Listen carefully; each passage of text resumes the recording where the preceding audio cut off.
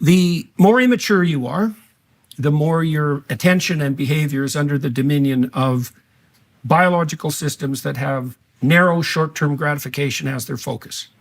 That could be rage, it could be hunger, it could be temperature regulation. A 2-year-old is a collection of unruly, competing, short-term motivations. It takes 18 years for the cortex to develop.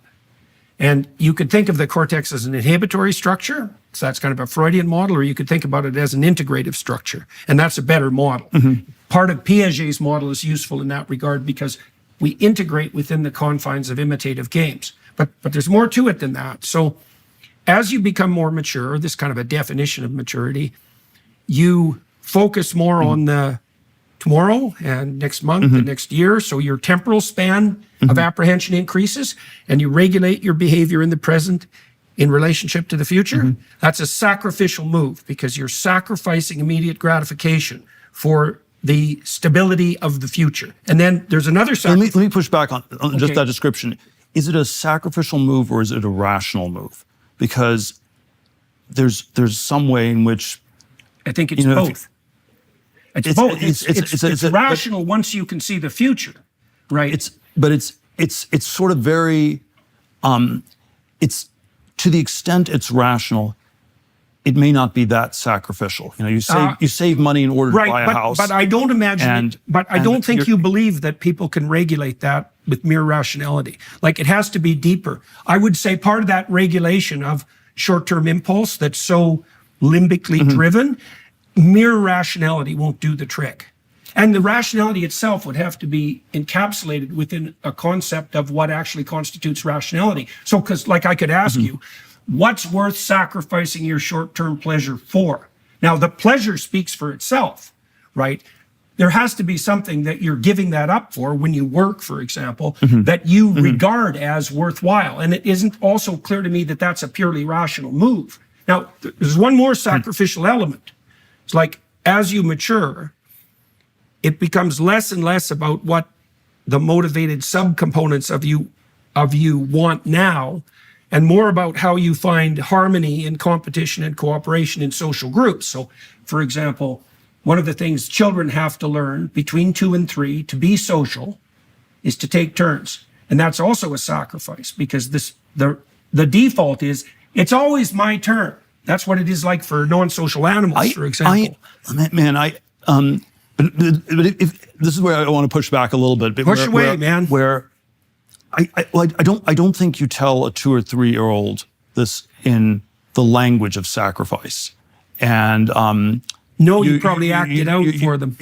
It's if you don't take turns, other people, something you bad won't have happens, friends, and you won't have friends, and or the other kids tell the kids that. Yeah, there's some very pretty fast, immediate consequences to it, and again, you don't say it's rational, but it is. It's sort of you learn pretty fast to do these things, and then the place where I'm uncomfortable with using the sort of language of sacrifice is that that the evidence-based, non-rational part of it, if that's all we have left, I wonder whether those are the sacrifices that we should make. For example, I'm going to give lots of examples, but there's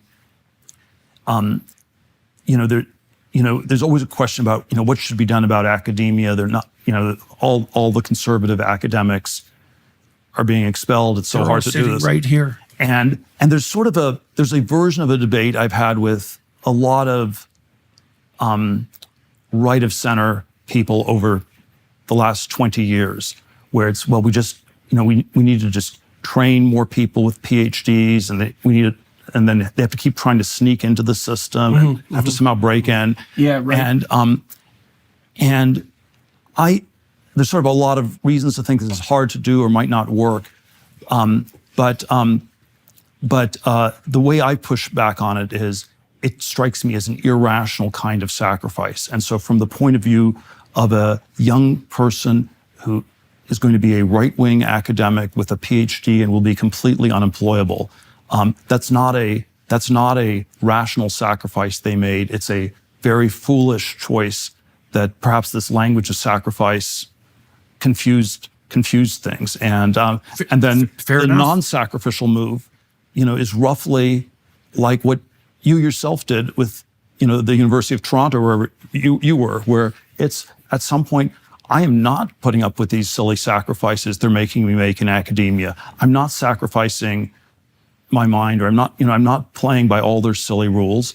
And I think that was the correct thing to do. But again, I would describe it as the anti-sacrificial move. The sacrificial move would be, you have a tenured position there, and you might be unhappy about it, but for the greater good, you have to stay there. Okay, so there were things I wasn't willing to sacrifice to stay there. There's no doubt about that. But I would also say that, and I think those were irrational things that you should not have sacrificed. I think you made totally the right decision. Okay, but I would also say, I would describe it as the way I would describe it, and maybe this just shows how the language of sacrifice is confusing.